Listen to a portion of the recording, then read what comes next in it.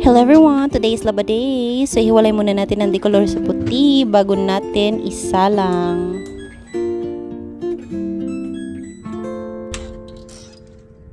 Tada! Ang linis! Diba? Dami kang tupian. Kaya sa mga tinatamad magtupi dyan, sign nyo na to magtupi kayo ng mga nilabahan ninyo. So, ayan.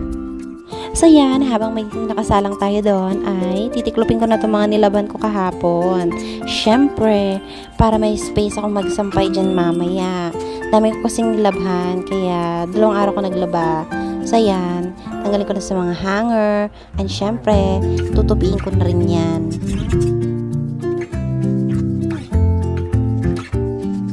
So, itong sampayan namin, nabili ko lang to sa Shopee at dinala ko sa Dubai.